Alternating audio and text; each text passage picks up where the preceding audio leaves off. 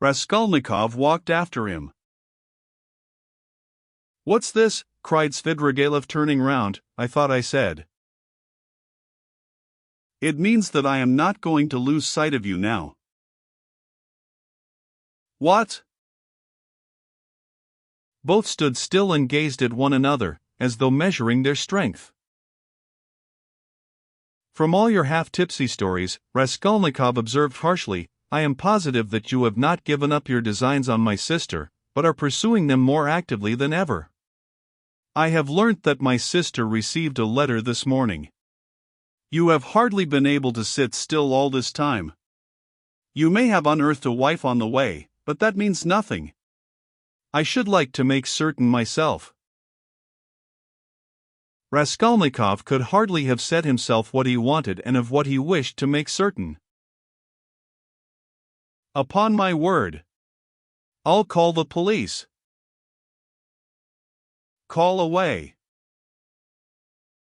Again they stood for a minute facing each other. At last Svidrigailov's face changed. Having satisfied himself that Raskolnikov was not frightened at his threat, he assumed a mirthful and friendly air. "What a fellow!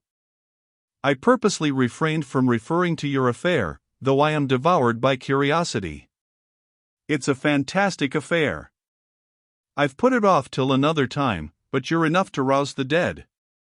Well, let us go, only I warn you beforehand I am only going home for a moment, to get some money, then I shall lock up the flat, take a cab and go to spend the evening at the islands.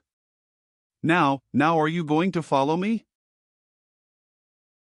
"I'm coming to your lodgings, not to see you but Sofia Semyonovna, to say I'm sorry not to have been at the funeral." "That's as you like, but Sofia Semyonovna is not at home.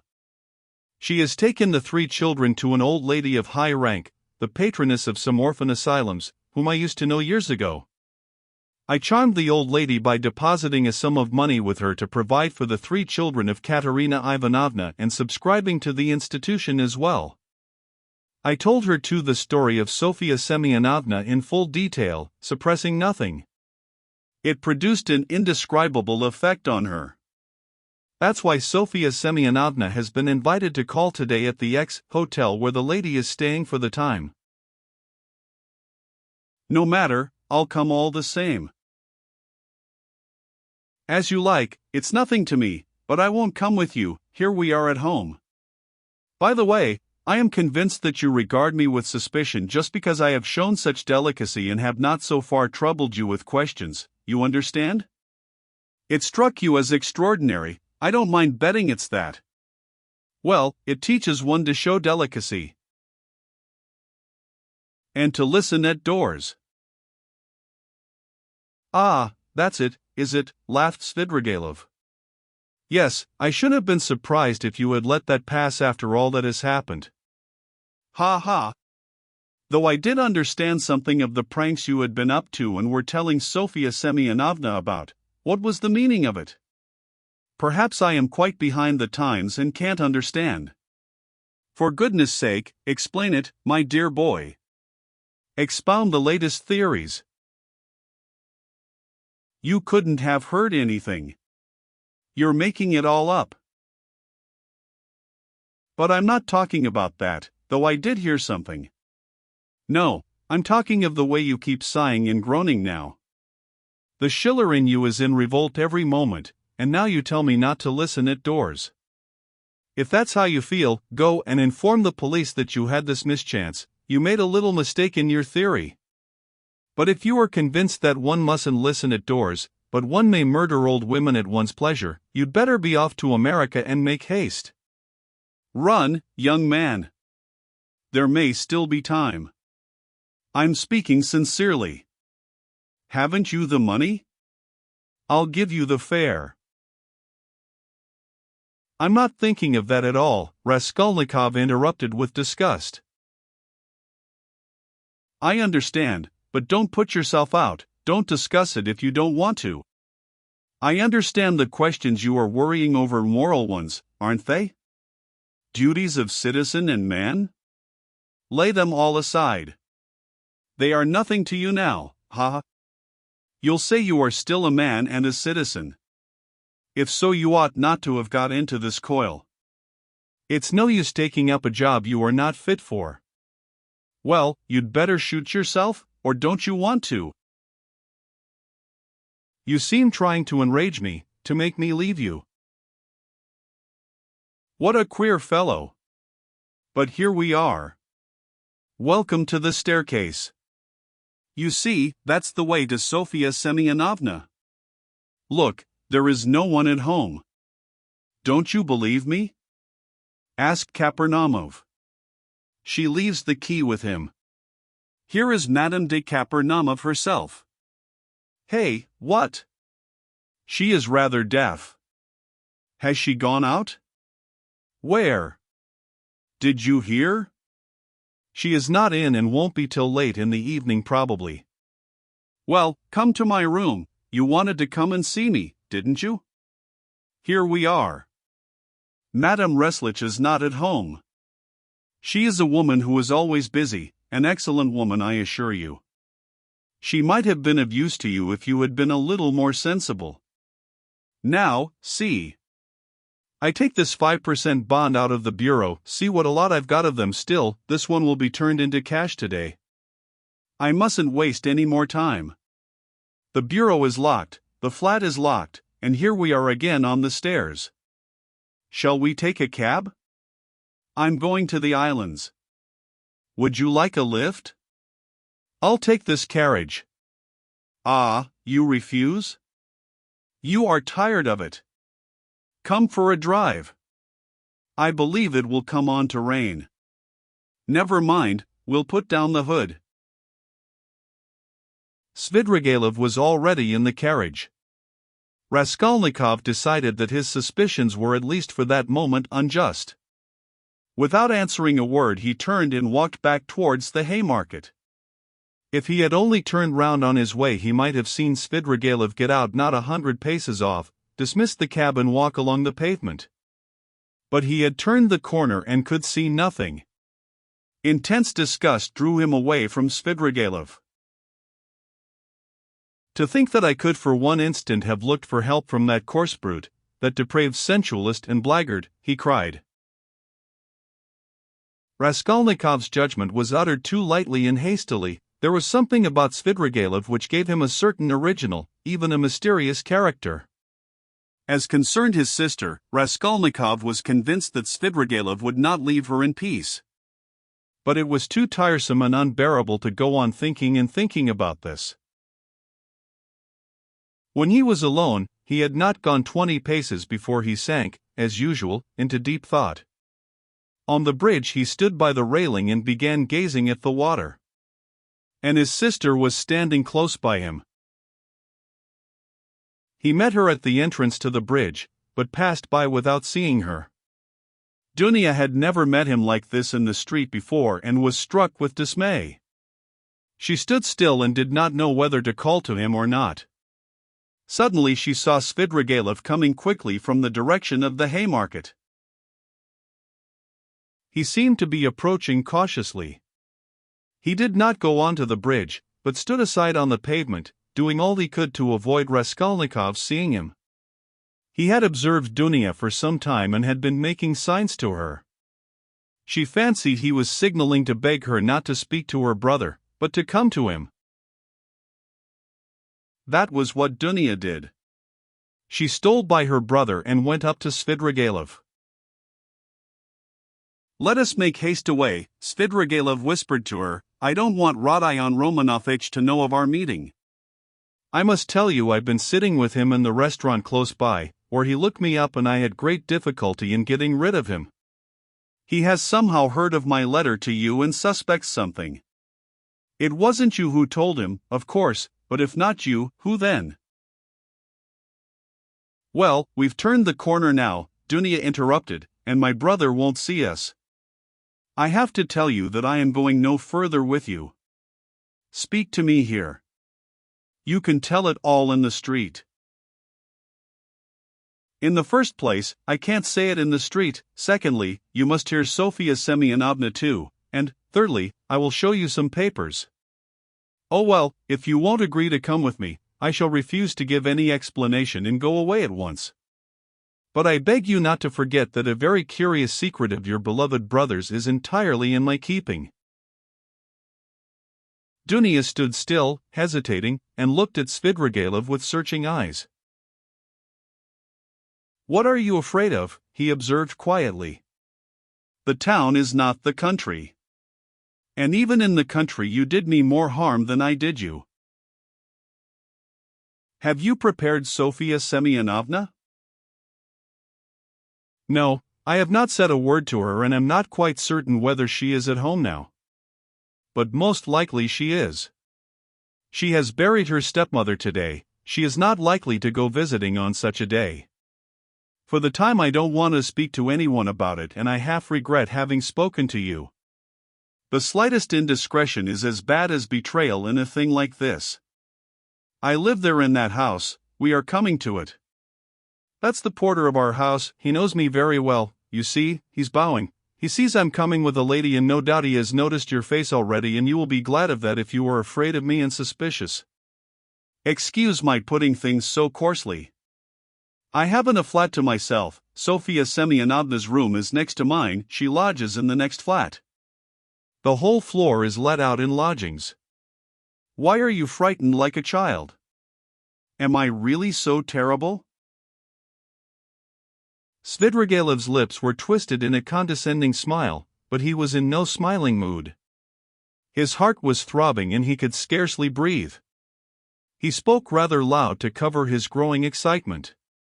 But Dunia did not notice this peculiar excitement. She was so irritated by his remark that she was frightened of him like a child and that he was so terrible to her. "Though I know that you are not a man of honor, I am not in the least afraid of you. Lead the way," she said with apparent composure, but her face was very pale. Svidrigailov stopped at Sonia's room. "Allow me to inquire whether she is at home." "She is not." "How unfortunate. But I know she may come quite soon." "If she's gone out, it can only be to see a lady about the orphans. Their mother is dead. I've been meddling in making arrangements for them. If Sofia Semyonovna does not come back in 10 minutes, I will send her to you, today if you like. This is my flat. These are my 2 rooms. Madame Reslich, my landlady, has the next room. Now, look this way. I will show you my chief piece of evidence. This door from my bedroom leads into 2 perfectly empty rooms, which are to let. Here they are. You must look into them with some attention." Svidrigailov occupied 2 fairly large furnished rooms. Dunia was looking about her mistrustfully, but saw nothing special in the furniture or position of the rooms. Yet there was something to observe, for instance, that Svidrigailov's flat was exactly between 2 sets of almost uninhabited apartments. His rooms were not entered directly from the passage, but through the landlady's 2 almost empty rooms. Unlocking a door leading out of his bedroom, Svidrigailov showed Dunia the 2 empty rooms that were to let. Dunia stopped in the doorway, not knowing what she was called to look upon, but Svidrigailov hastened to explain. "Look here, at this second large room. Notice that door, it's locked. By the door stands a chair, the only one in the 2 rooms. I brought it from my rooms so as to listen more conveniently. Just the other side of the door is Sofia Semyonovna's table, she sat there talking to Rodion Romanovich. And I sat here listening on 2 successive evenings, for 2 hours each time, and of course I was able to learn something. What do you think?" "You listened?" "Yes, I did. Now come back to my room, we can't sit down here." He brought Avdotya Romanovna back into his sitting room and offered her a chair. He sat down at the opposite side of the table, at least 7 feet from her, but probably there was the same glow in his eyes which had once frightened Dunia so much. She shuddered and once more looked about her distrustfully. It was an involuntary gesture, she evidently did not wish to betray her uneasiness. But the secluded position of Svidrigailov's lodging had suddenly struck her. She wanted to ask whether his landlady at least were at home, but pride kept her from asking. Moreover, she had another trouble in her heart incomparably greater than fear for herself. She was in great distress. "Here is your letter," she said, laying it on the table. "Can it be true what you write? You hint at a crime committed, you say, by my brother. You hint at it too clearly, you daren't deny it now. I must tell you that I'd heard of this stupid story before you wrote and don't believe a word of it. It's a disgusting and ridiculous suspicion. I know the story and why and how it was invented. You can have no proofs. You promised to prove it. Speak. But let me warn you that I don't believe you. I don't believe you." Dunia said this, speaking hurriedly, and for an instant the color rushed to her face. "If you didn't believe it, how could you risk coming alone to my rooms? Why have you come? Simply from curiosity?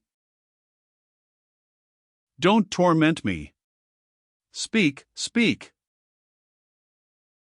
There's no denying that you are a brave girl. Upon my word, I thought you would have asked Mr. Razumihin to escort you here. But he was not with you nor anywhere near. I was on the lookout. It's spirited of you, it proves you wanted to spare Rodion Romanovich. But everything is divine in you. About your brother, what am I to say to you? You've just seen him yourself. What did you think of him? Surely that's not the only thing you are building on? No, not on that, but on his own words. He came here on 2 successive evenings to see Sofia Semyonovna. I've shown you where they sat. He made a full confession to her. He is a murderer. He killed an old woman, a pawnbroker, with whom he had pawned things himself. He killed her sister too, a peddler woman called Lizaveta, who happened to come in while he was murdering her sister. He killed them with an axe he brought with him. He murdered them to rob them, and he did rob them. He took money and various things. He told all this, word for word, to Sofia Semyonovna, the only person who knows his secret. But she has had no share by word or deed in the murder. She was as horrified at it as you are now. Don't be anxious, she won't betray him. It cannot be, muttered Dunia, with white lips. She gasped for breath. It cannot be. There is not the slightest cause, no sort of ground. It's a lie, a lie. He robbed her, that was the cause, he took money and things. It's true that by his own admission he made no use of the money or things, but hid them under a stone, where they are now. But that was because he dared not make use of them. But how could he steal, rob? How could he dream of it? Cried Dunia, and she jumped up from the chair. Why, you know him, and you've seen him, can he be a thief? She seemed to be imploring Svidrigailov, she had entirely forgotten her fear.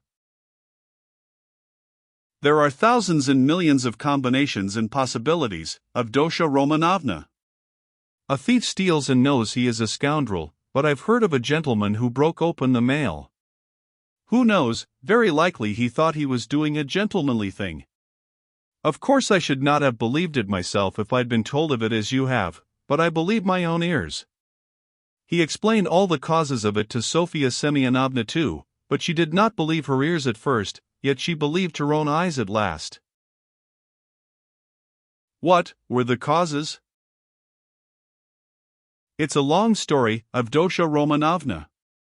Here's, how shall I tell you, a theory of a sort, the same one by which I for instance consider that a single misdeed is permissible if the principal aim is right, a solitary wrongdoing in hundreds of good deeds. It's galling too, of course, for a young man of gifts and overweening pride to know that if he had, for instance, a paltry 3,000, his whole career, his whole future would be differently shaped, and yet not to have that 3,000. Add to that, nervous irritability from hunger, from lodging in a hole, from rags, from a vivid sense of the charm of his social position and his sister's and mother's position too. Above all, vanity, pride in vanity, though goodness knows he may have good qualities too. I am not blaming him, please don't think it, besides, it's not my business.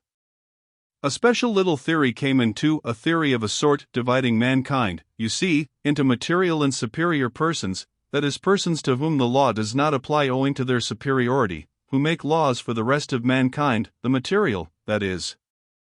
It's all right as a theory, un theory comme un autre.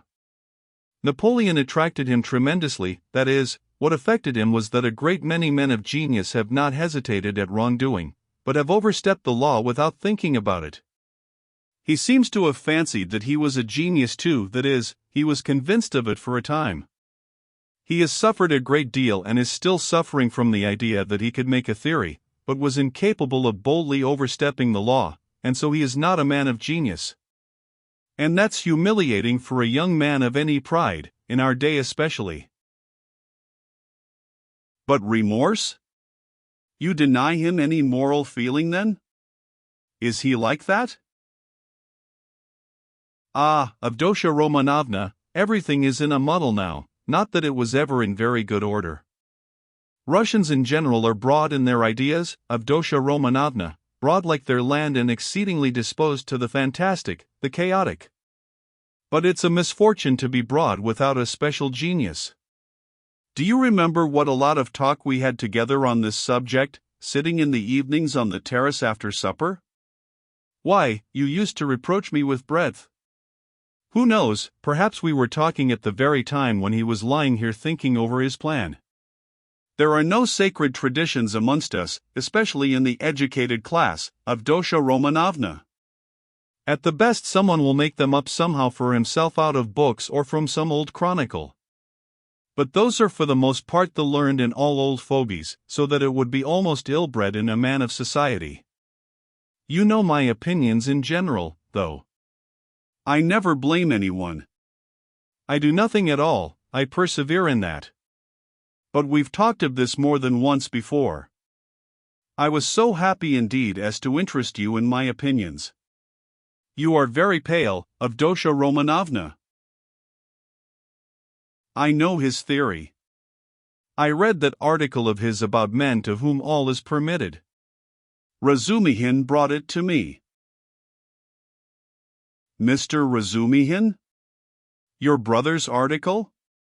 In a magazine? Is there such an article? I didn't know. It must be interesting. But where are you going, Avdotya Romanovna? I want to see Sofia Semyonovna, Dunya articulated faintly. How do I go to her? She has come in, perhaps. I must see her at once. Perhaps she. Avdotya Romanovna could not finish. Her breath literally failed her. Sofia Semyonovna will not be back till night, at least I believe not. She was to have been back at once, but if not, then she will not be until quite late. Ah, then you are lying. I see, you were lying all the time. I don't believe you. I don't believe you, cried Dunya, completely losing her head. Almost fainting, she sank onto a chair which Svidrigailov made haste to give her. Avdotya Romanovna, what is it? Control yourself. Here is some water. Drink a little. He sprinkled some water over her. Dunya shuddered and came to herself. It has acted violently, Svidrigailov muttered to himself, frowning. Avdotya Romanovna, calm yourself. Believe me, he has friends. We will save him. Would you like me to take him abroad? I have money, I can get a ticket in 3 days. And as for the murder, he will do all sorts of good deeds yet, to atone for it. Calm yourself. He may become a great man yet. Well, how are you? How do you feel? Cruel man. To be able to jeer at it. Let me go. Where are you going? To him. Where is he? Do you know? Why is this door locked? We came in at that door and now it is locked. When did you manage to lock it? We couldn't be shouting all over the flat on such a subject. I am far from jeering, it's simply that I'm sick of talking like this. But how can you go in such a state? Do you want to betray him? You will drive him to fury, and he will give himself up.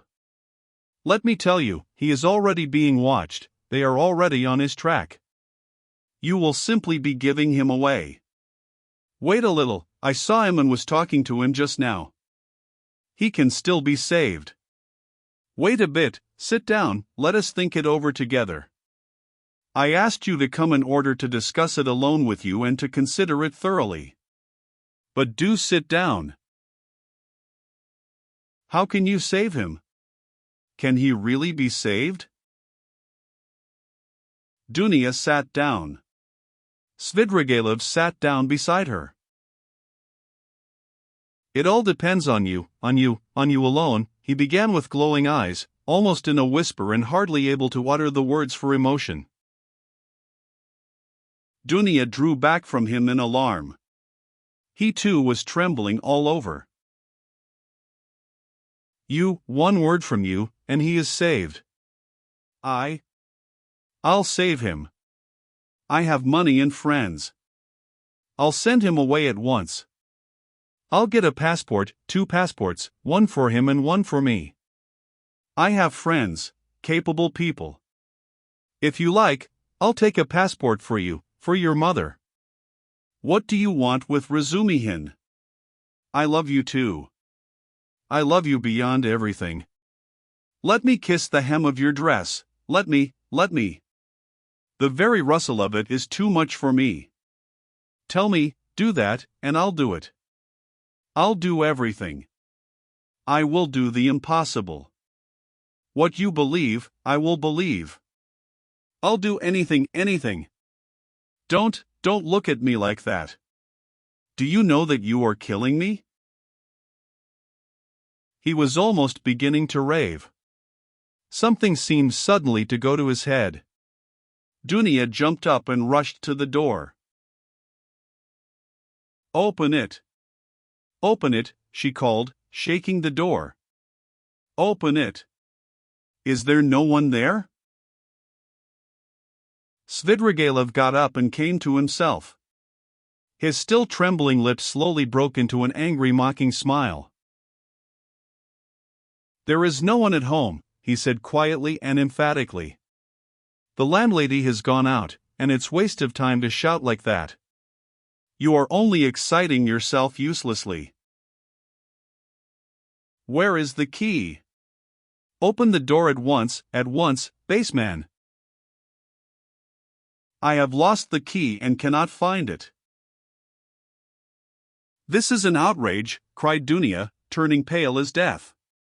She rushed to the furthest corner, where she made haste to barricade herself with a little table. She did not scream, but she fixed her eyes on her tormentor and watched every movement he made. Svidrigailov remained standing at the other end of the room facing her. He was positively composed, at least in appearance, but his face was pale as before. The mocking smile did not leave his face. You spoke of outrage just now, Avdotya Romanovna. In that case you may be sure I've taken measures. Sofia Semyonovna is not at home. The Kapernamovs are far away, there are 5 locked rooms between. I am at least twice as strong as you are and I have nothing to fear, besides. For you could not complain afterwards. You surely would not be willing actually to betray your brother? Besides, no one would believe you. How should a girl have come alone to visit a solitary man in his lodgings? So that even if you do sacrifice your brother, you could prove nothing. It is very difficult to prove an assault, Avdotya Romanovna. Scoundrel, whispered Dunya indignantly. As you like, but observe I was only speaking by way of a general proposition. It's my personal conviction that you are perfectly right. Violence is hateful. I only spoke to show you that you need have no remorse even if you were willing to save your brother of your own accord, as I suggest to you. You would be simply submitting to circumstances, to violence, in fact, if we must use that word. Think about it. Your brother's and your mother's fate are in your hands. I will be your slave, all my life. I will wait here. Svidrigaïlov sat down on the sofa about 8 steps from Dunya. She had not the slightest doubt now of his unbending determination. Besides, she knew him. Suddenly she pulled out of her pocket a revolver, cocked it and laid it in her hand on the table. Svidrigaïlov jumped up. Aha! So that's it, is it? He cried, surprised but smiling maliciously. Well, that completely alters the aspect of affairs. You've made things wonderfully easier for me, Avdotya Romanovna. But where did you get the revolver? Was it Mr. Razumihin? Why, it's my revolver, an old friend. And how I've hunted for it. The shooting lessons I've given you in the country have not been thrown away. It's not your revolver, it belonged to Marfa Petrovna, whom you killed, wretch. There was nothing of yours in her house. I took it when I began to suspect what you were capable of. If you dare to advance one step, I swear I'll kill you. She was frantic. But your brother? I ask from curiosity, said Svidrigaïlov, still standing where he was. Inform, if you want to. Don't stir. Don't come nearer. I'll shoot. You poisoned your wife, I know, you are a murderer yourself. She held the revolver ready. Are you so positive I poisoned Marfa Petrovna? You did. You hinted it yourself, you talked to me of poison. I know you went to get it, you had it in readiness. It was your doing. It must have been your doing. Scoundrel! Even if that were true, it would have been for your sake, you would have been the cause. You are lying. I hated you always, always. Oho, Avdotya Romanovna. You seem to have forgotten how you softened to me in the heat of propaganda. I saw it in your eyes. Do you remember that moonlight night, when the nightingale was singing? That's a lie. There was a flash of fury in Dunya's eyes. That's a lie and a libel. A lie? Well, if you like, it's a lie.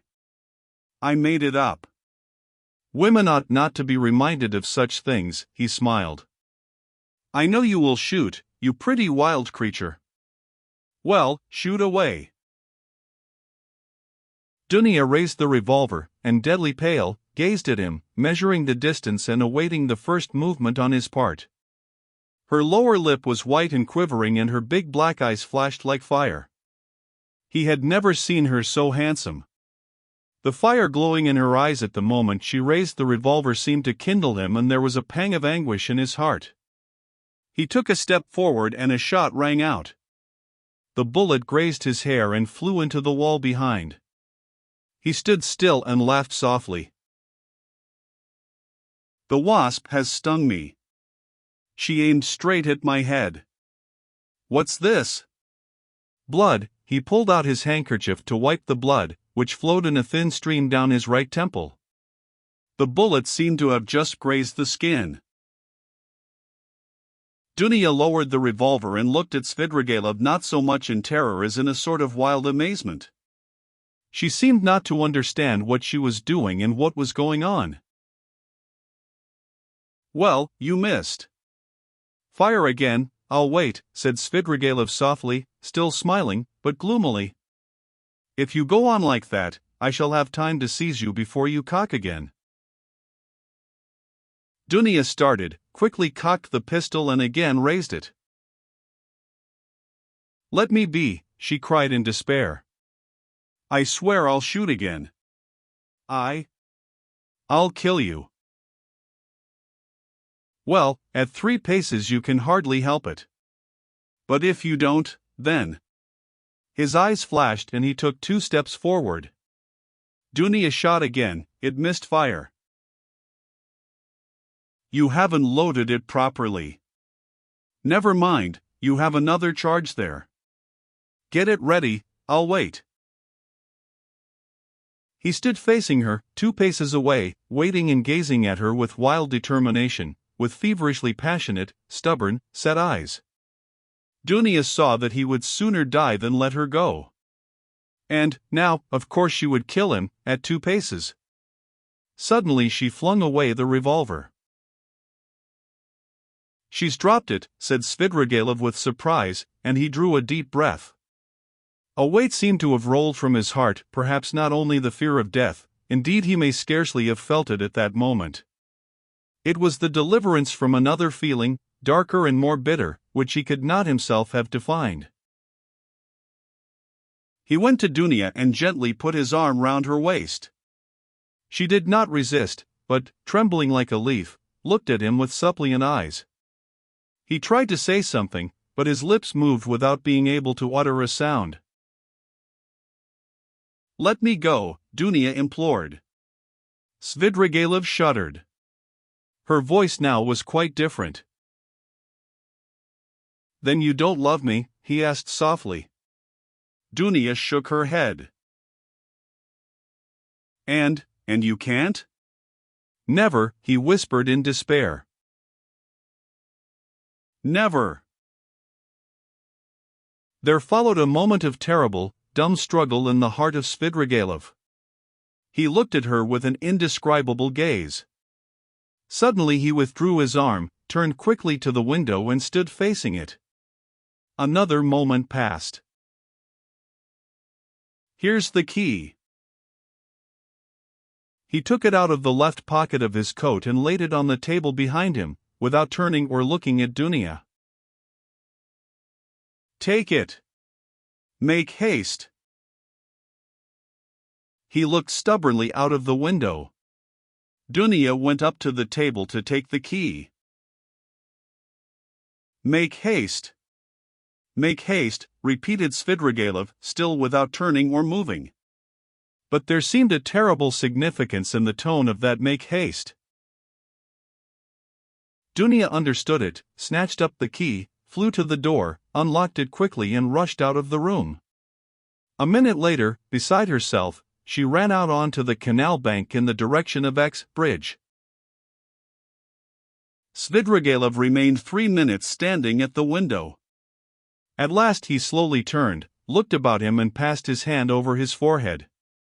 A strange smile contorted his face, a pitiful, sad, weak smile, a smile of despair.